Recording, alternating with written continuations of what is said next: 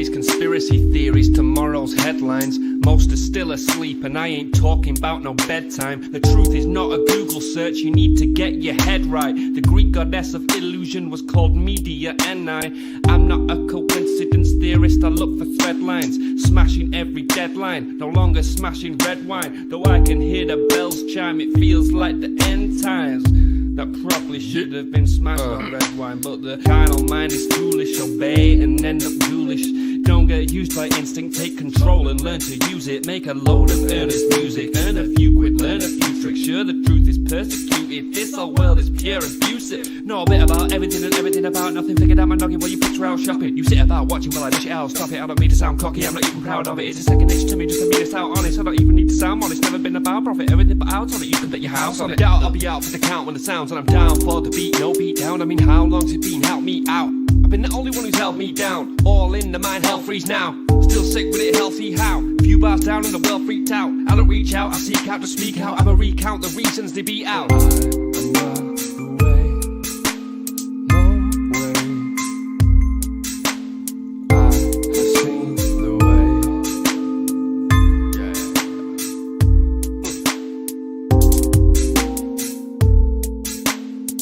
Speak, repeat, there's no way. Hey, yo, how's it going, guys? Good evening. Hey, this is going to be a quick episode, 274 and 30 minutes of news that I got for you guys. So I hope you guys sit back, relax, and enjoy this. What we're going to have is a chill episode of videos. So please like, subscribe, and share. Tell everybody around that this is going down. And if you guys could, please donate to 509 Divine Pines Cash App, PayPal, or buy me a coffee. Let's go ahead and get this party started. So right off the bat, you see the explosive man himself from Europe, Piers Morgan. And Graham Hancock is on the show with Piers Morgan, and this is something Graham Hancock's been talking about for a while, and people just want to take it for BS. But hey, man, there's some truth in this world that we all should start realizing. That this, just let's listen in. Go in and look at it. Because it's why won't anybody be allowed into the Kaaba in Mecca? Because it's the most sacred place as far as the Ethiopians are concerned. Is there anyone alive who's ever seen it? No. Apart from the Guardian of the Ark. And the Guardian of the Ark, and I've met several of them, they all get ill. This is another thing that intrigued me. They get cataracts over their eyes. Why? They say the Ark caused it. I asked specifically through a translator how and they do it till they die. And why did the Ark cause this to you? And he just said the Ark is a thing of fire. And that was the moment when this story really got its hook into me. The absolute honesty with which that person spoke, and the feeling that he was in the presence of some awesome power intrigued me. I'm offering this as an alternative point of view. And I'm backing up supporting. No, I get it. I get it. But I might not be right. The Ethiopians might not be right. Here's my point about you, which I didn't know what to make of you the first time until I interviewed you. And afterwards I said, seems completely reasonable to me. I mean, you might not, everything you're saying might be completely wrong, but you don't pretend otherwise. Yeah. What you're saying is there are a set of circumstances here, which if you interpret it like this, could lead us to this. And there's this fascinating place, heavily guarded, which has all this history. And it could be, logically, that is where the Ark of the Covenant lies. So remember, Graham Hancock isn't the only one talking about biblical artifacts. It's well known that a lot of military around the world over the last 100, 200, 500 years have been seeking biblical artifacts. And World War II was a huge, huge push to recover biblical artifacts. So, these things are real. The artifacts and the actual equipment is real. Some of these technologies are still being kept secret and hidden and protected. I remember what was it, 2019, 2018, somewhere between 2018 2020. Down in Antarctica, there was a discovery of a what was it? It was a second arc. It was like the arc of the arc of Michael or something. It was technology that had some type of Archangel Michael reference, and um the news report that was just quickly brushed away was that America and Russia had discovered it, some scientists down there in Antarctica or something, and their teams were working on recovering and moving it. And I didn't. I guess there was no details on who took it, which side, and so it's just very interesting. Graham Hancock talks about the Ark of the Covenant. Um, you know, in World War II, like Hitler and Patton and all these other guys, they were all seeking stuff like these artifacts too, which is crazy. So if by any chance these artifacts do exist, they're powerful.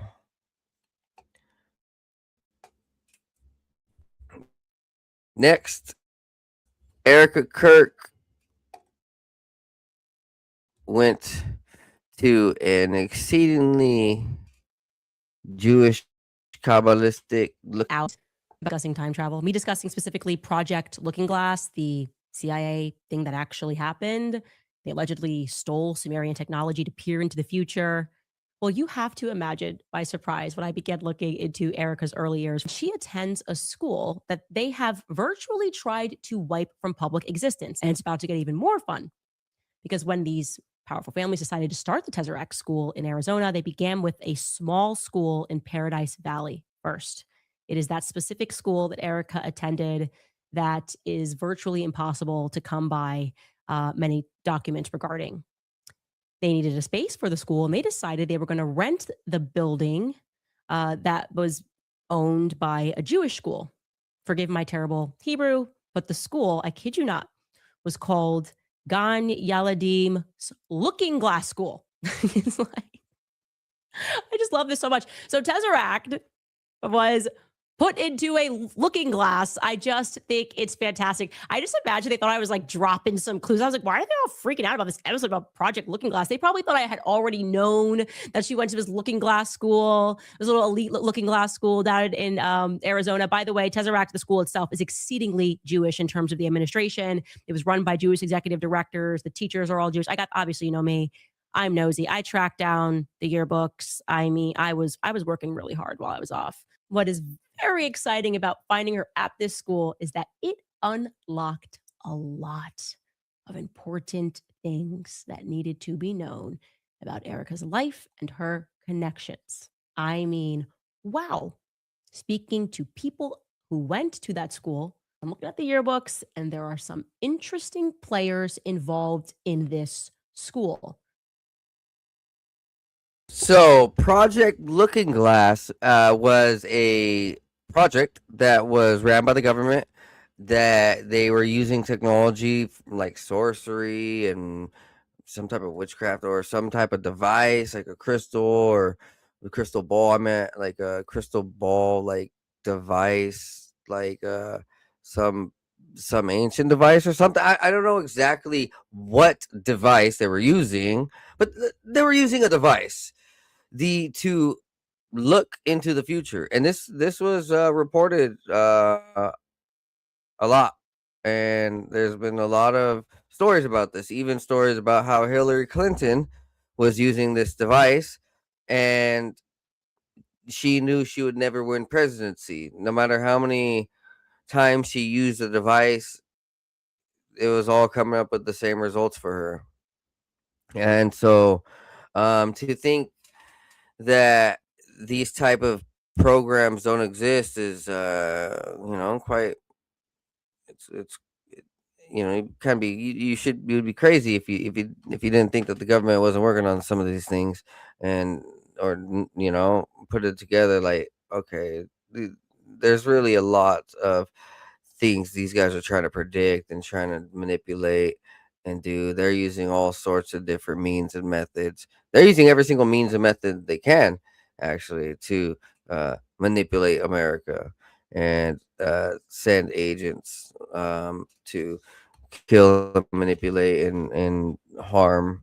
Kind of sucks, but this Project Looking Glass was to foretell and like see targeted people, special people, gifted people, people who are mad importance, high importance. Um, yeah. And so it's very possible Erica Kirk was n- using these Jewish Kabbalistic practices and programs in order to infiltrate, spy, and use some sort of sorcery. Uh, uh, that's what the Kabbalism is. It's sorcery. Next up, right here, Timothy Alberino has some serious rumors. Let's listen to this. For the question, I thank you for the question. I think you're referring to, well, Three Eye Atlas. I'm not sure anybody knows what the heck that thing really was. I think it's still very possible that it was artificial. I don't know. It could have been commentary. Not sure, but I have heard rumors. I've heard rumors behind the scenes that something is coming. It's 100% artificial. It is massive, and it's supposed to arrive sometime around the year 2027. I didn't hear this, by the way, from Jeremy Corbell. I don't know who he's heard that from. I don't know if it's the same people. I heard this from other people. And I can tell you that there are insiders who are taking this very seriously. So from what I can tell, it's something that was detected either by Space Force or some element of the intelligence community or NASA. And it's people are alarmed. It's not the Three Eye Atlas thing. The people I've asked certain people about Three Eye Atlas, and it's kind of like, well, we don't know what that is, but what's coming behind it, that's the real problem. So I don't know what that means. I don't really have any more insight, but it does appear that there's at least rumors circulating behind the scenes that something artificial, large, is on its way. And it's allegedly supposed to arrive around the year 2027. And, I know that Mr. Corbell in that one interview said that, it was going to be a lie. We're going to be told there's an alien spacecraft and it's going to be a lie. I don't know anything about that. I don't know. Maybe he's right. Maybe he's, he could very well be right about it being a lie. I don't know. I'm just sort of passing on to you guys what I've been hearing behind the scenes. I appreciate you speaking on that, Tim. There are people currently on the stage, in addition to you, who've also heard from people, whether it's a PSYOP or not, people high up who take this very seriously, with the exact same dates, planet size, roughly moon sized. And what we hear is that even the military or Space Force, they also, it's not like they were sent some Hallmark card and said, hey, don't worry, we come in peace. The inference, if the story is true, is that if you're coming with that size of a ship, it's probably not benevolent unless it comes with a giant white flag in advance. I'm guessing you heard a similar story. Yeah, that's the general inference. That it's suspected to be hostile. Now, is this just a big gigantic psyop? I don't know. I mean, I don't have enough information to know, exactly anything about it, really. So nobody really does. So, well, I guess we'll just have to wait and see. And there's a good chance nothing at all will happen, and that this is just a baseless rumor. So we'll see. I mean, we're only a year away.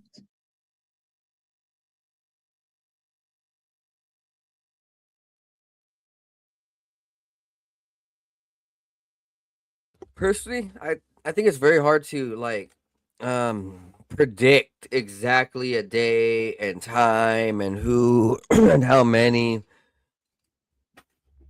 if at all, you know, of a extraterrestrial contact or some type of interdimensional contact. Like it's all like we can say that it's possible and that it's happening in some places, probably. m- But to be like, oh yeah, Independence Day is gonna happen on this and that, it's hard to predict unless you like know Thank you for it's the question. I think a you're safe referring event, to, which would be well, crazy as Three Eye shit. Atlas. Like a project blue beam. So I'm not sure anybody knows what the possible. heck that. Who knows? Next up though, Salt and Pepper OG. So this is from one of the girl bands from 90s or 1000s, Salt and Pepper. And so this is one of the artists right here. From you know, her time in the industry, what she's learned.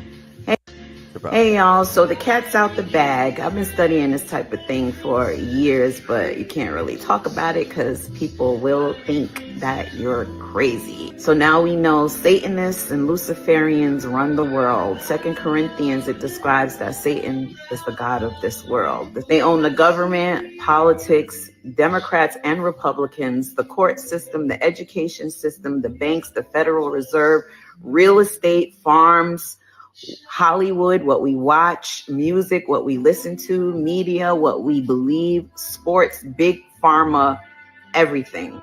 We pay their taxes, we work their jobs, we buy their houses. We don't own anything really, because even if we paid for a house outright, if we miss paying taxes one time, they can take the home. We've been pitted against each other like crazy forever. Black versus white, rich versus poor, men versus women, Democrats versus Republicans, Muslims against Christians. We fight over narratives that they've created to keep us divided while they're doing whatever they want. Hunting, killing, sexually assaulting, sacrificing, torturing, cannibalizing, yes, cannibalizing, and organ harvesting our children, grooming them and over sexualizing them, teaching them inappropriate things in school. They start wars and they tell us it's this country or that country, or it's this religion who's our enemy. And our kids go to war to defend lies. They fund both sides of the war and make billions of dollars while our family members are sacrificed. We have been bamboozled beyond our wildest dreams. Everything we've been fed is a lie. So what do we do? If you're like me, like, okay, we got the information, but what do? We can't impeach the president because that's up to Congress.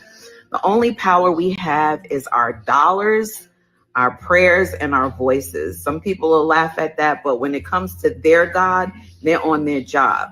They pray to their God, they worship him, they murder, assault children, make blood sacrifices. They are very dedicated to making sure their God is pleased with them. We can stop feeding the beast with our dollars. When things are exposed, we can stop giving them our money. I'm not telling you who you should buy from or where to spend your money, but I do encourage you to investigate the companies you patronize. Find out who they are, what their practices are, what their beliefs are. I know we love certain brands, but do we know their history? Who owns your bank?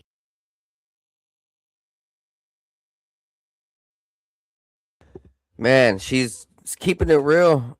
Definitely keeping it real. And she's an OG, so she knows from like inside the industry and what she's seen. And a lot of people were very, very thankful to have walked out. Not all celebrities are evil. Like a lot of them just walked out that door. They didn't want to even take no part. They saw one little sign and they knew what was about to go through that door.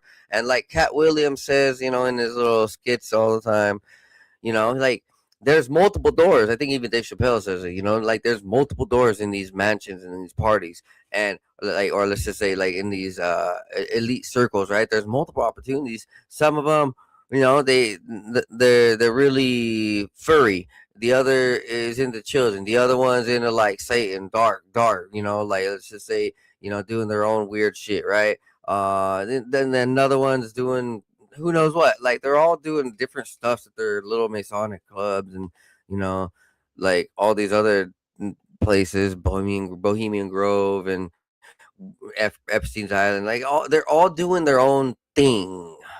And those are all different doorways. Those are all different pathways they could take. They can either, uh, I would say, sell their soul this way or sell their soul that way, whatever, right? And so some of them just were like, nah, we're just gonna walk out this party, take our word.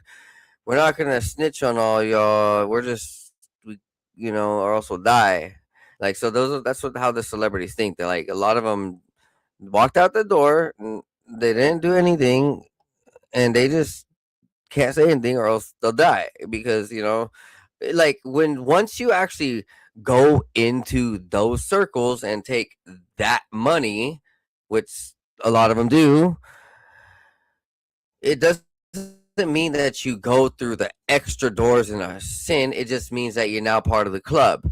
Once you're part of the club, you can do whatever you want, right? I guess that's what they say. You can. It's one big club. So in this big club, they're doing whatever the fuck they want, and they all got these all opportunities. Now it's just they can't betray, and so they just it. I guess now though, people are realizing they can't speak, and they some of these celebrities can open up. I mean, it was kind of crazy though. Was it Coolio podcast about all the crazy stuff, and then they killed him. Like, ooh, that because he was part of the money. He was part of them, like actual going through those doorways, and so yeah. It's really interesting, I guess. Hey y'all, so I the guess cat's out the we could say bag. I've been studying this girl was a good this type one. of thing So she for didn't, years, but you she can't went to the really talk. Bible. So now we know I don't Satanists even and know which one it is. Luciferians run the world. Second Salt. It's Corinthians, salt it from salt describes and that pepper. Satan is Whatever. Next up, check this out. Fans on the internet believe the Zeus Network is an psyop created by the Zionists. Check it out. So we're gonna play this video. Oh, sorry about that.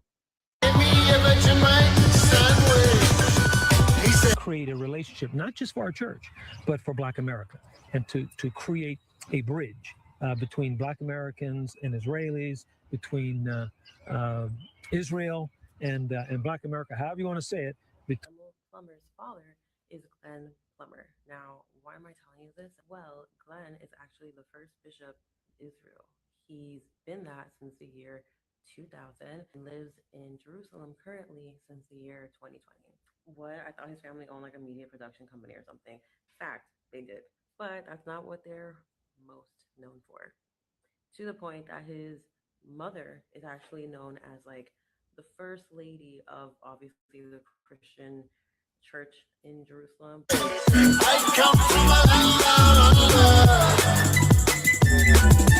Bishop Glenn Plummer and his wife Pauline have lived in Israel for the past 3 years. His wife was in Israel when Hamas attacked the Jewish state on October the 7th. For the last, I would say 5 years, or 6 or more, we've been bringing young people here. The story of Israel must be told, and not from an antiquated place or not from a historical place, but a contemporary place, because we have a responsibility to the Jewish people, and we have an obligation to God to continue to stand in solidarity and full support of the Jewish state and the Jewish people. And I know that we are living in turbulent times, but we must understand that Israel is the center of it all. Of the spiritual power in the United States.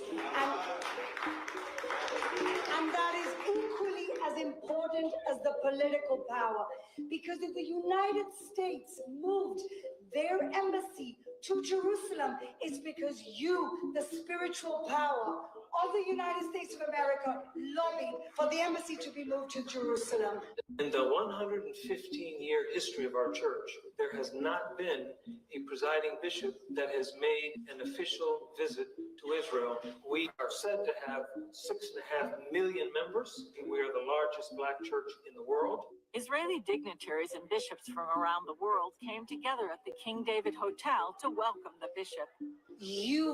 From then to now, how much has Israel influenced or tried to get their hands in the Black community to influence negatively to us, you know? I'll tag there below. Please watch the full video. It's very informative. But I wanted to talk about the connection between the Black church, Black people, and the state of Israel. Zeus Network. If you ever heard of Zeus Network, they're the network behind Baddies, Jocelyn's Cabaret, Black China's first TV show was on. There's a whole bunch of cooning on that network. But I want to talk about the founder and CEO of Zeus Network. This motherfucker right here, Lamel Plummer. Lamel Plummer stated that, he's put his money behind it to try to uplift the Black community and promote it. But there's something that connects all that together. Stay with me. Glenn Plummer. Glenn Plummer is Lamel Plummer's father. Not only is he his father, he is a bishop of the Church of God in Christ, but not a regular bishop in the Kojic scene. He's a special type of bishop.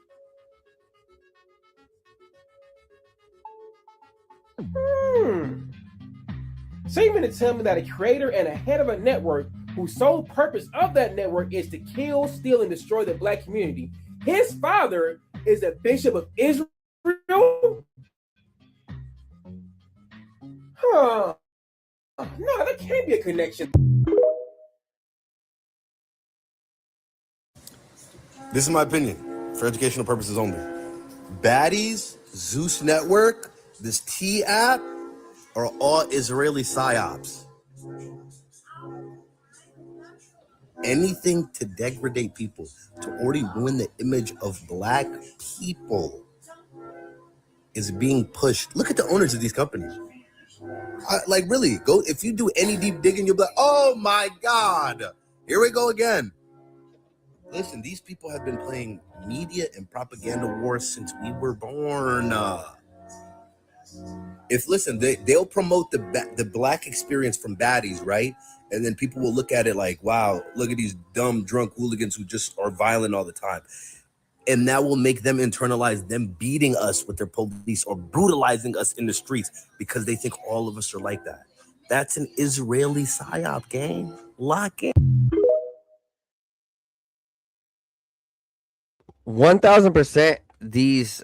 These social media fights, or let's just say these things on social media that's being used to divide and target and harass and all sorts of different things, or like manipulate, like it's definitely a psyop. It's definitely created by people who are doing it purposely to just pick and pull society apart mentally, instead of like finding something that we can all unite on.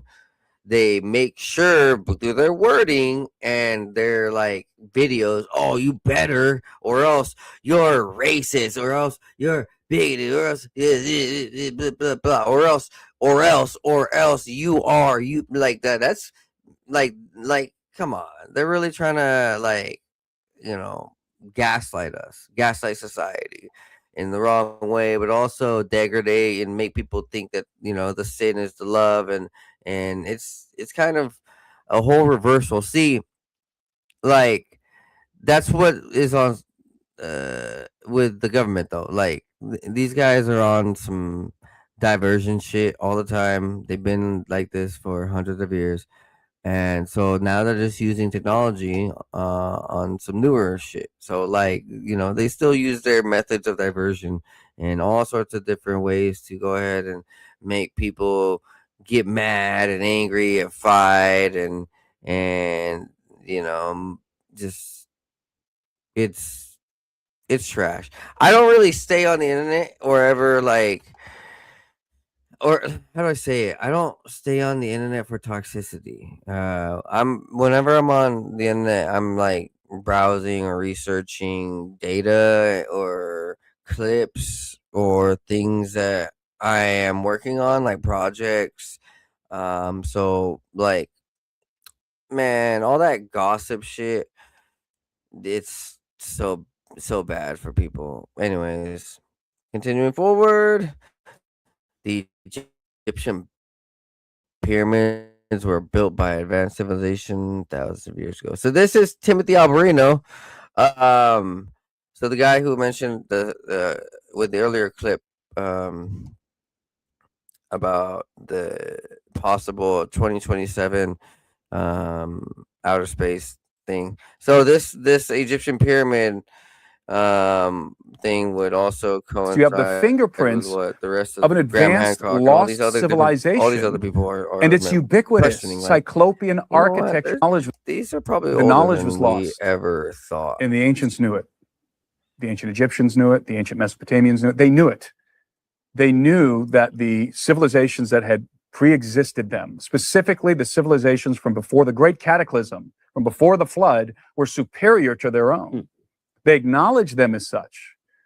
And this is what I'm trying to illustrate, is all over the world, you have the fingerprints in the megaliths, you have the fingerprints of an advanced lost civilization, and it's ubiquitous. Cyclopean architecture is ubiquitous all over the earth. It's not that the Inca over here developed their, megalith building technique and the guys who built Baalbek developed a different one. No, it's the same. It's the same Cyclopean architecture. They're working with the same knowledge. But if you ask a Quechua person, and the Quechuan people are the native people who live in the Andes. If you ask a Quechua person, one who hasn't been modernized, one who still keeps the old ways and the old traditions, who built these walls? Yeah. Sacsayhuaman. Who built those walls? You know what they'll tell you? An ancient race of giants who existed in the world before a flood. That's what they'll tell you.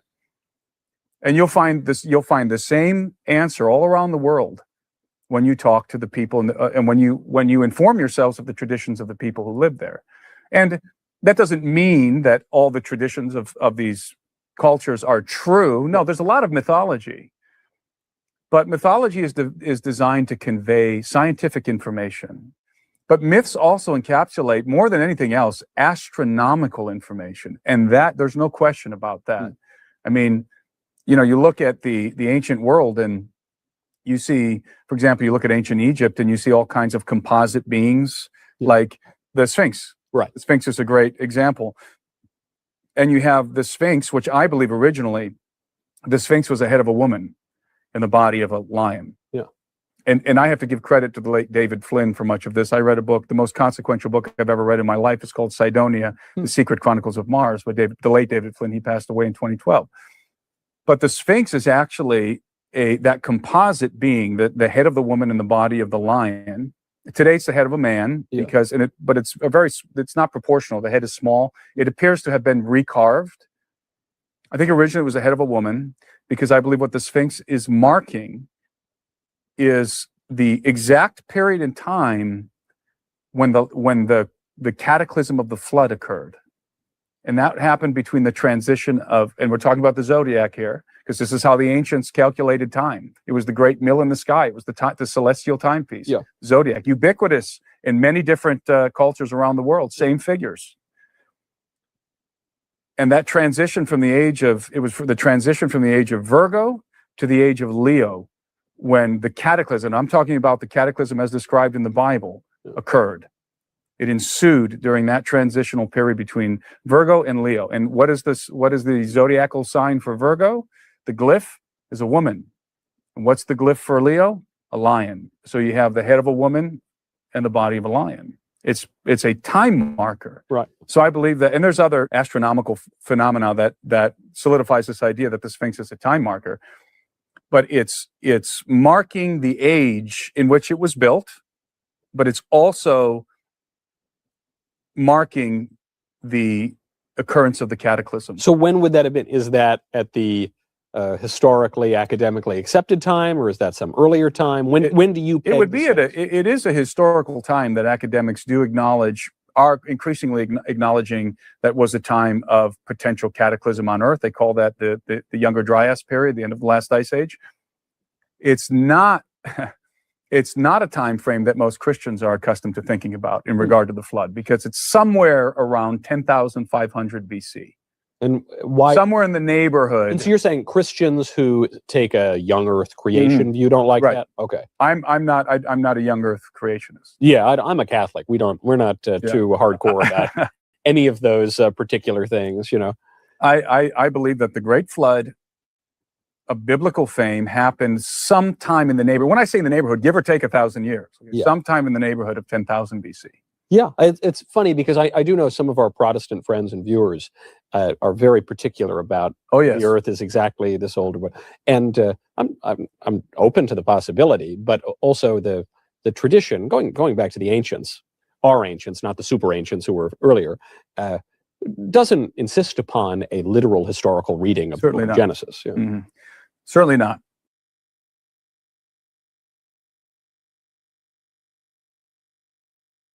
Personally, I believe the Earth is extremely old, billions, maybe trillion of year old, trillions. I don't know, somewhere between there, a billion and trillion, right? A couple, maybe a couple billion, couple trillion. And I do believe that our world has been populated and repeated, rinsed and washed and recycled and cataclysmed and all sorts of stuff so much we just don't know exactly who was here before. So it's been going on a long time. How long? Who knows? But it's interesting to think though that now with the technology that we got, we're starting to see 100% like, oh, for sure, it's not what we were being told by the Smithsonian. These things are far greater, older, have more intricacy and more power. In some places around the world, like in Bolivia, the pyramids are still active. And with that, guys, I hope you had a good night. This was a quick wrap up of some news that I was just getting through, getting my flow back on with the podcast, and that's a wrap. I'm tired. Please like, subscribe, share, tell everybody around. 509 Divine Pines podcast is headed to the moon. Donate if you can to 509 Divine Pines at Cash App, PayPal, or buy me a coffee. And sponsors are down below. Check out all my affiliates and people who I support, and go give them follow on some of the social medias they are at. And enjoy your night. See you guys tomorrow. Be blessed. Be high. Peace.